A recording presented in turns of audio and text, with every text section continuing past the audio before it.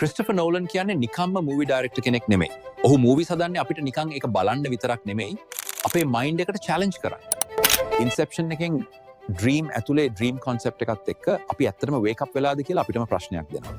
එතකොට ඉන්ටර්ස්ටෙලර් කියන්නේ ලෝකේ තියෙන ගැඹුරුම සංකල්ප ගණනාවක් පදනම් කරගෙන හදපු මූවි එකක්. ඒත් එක්කම ඒකෙන් ස්පේස් එකත් ටයිම් එකත් අතර ආදරයත් සැක්‍රිෆයිස් එකත් කොච්චර පවර්ෆුල්ද කියලා අපිට පෙන්වන්න කරනවා. ඩාර්ක් නයිට් ට්‍රිලොජි එකෙන් බැට්මන් සුපර් හීරෝ කෙනෙක් නෙමෙයි සිම්බල් එකක් බව පෙන්වනවා. මෙමෙන්ටෝ බලද්දි මූවි එක අපිට එක්ස්ප්ලেইন කරනවා නෙමෙයි අපිටම මූවි එක සෝල්ව් කරන්න වෙනවා. හරියට පසල් එකක් ෆික්ස් කරනවා වගේ. ඒ වගේම ටෙනට් එකෙන් normal thinking reverse කරලා don't try to understand it, feel it කියන idea එක දෙනවා. I'd say don't try to understand it, just feel it. ඒ වගේම ඩන්කර්ක් එකේ ඩයලොග් හරිම අඩුවෙන් යූස් කරලා war survival experience විතරක් නෙමෙයි fear, hope and time එකේ weight එක අපිටම දැනෙන්න සලස්වනවා. එහෙනම් ඊළඟ වීඩියෝ එකෙන් අපි කතා කරමු නෝලන්ගේ රිලීස් වෙන්න තියෙන The Odyssey අලුත් මූවි එකේ interesting points ඔක්කොම ගැන. එහෙනම් see you guys later. මම Mr. Zoo.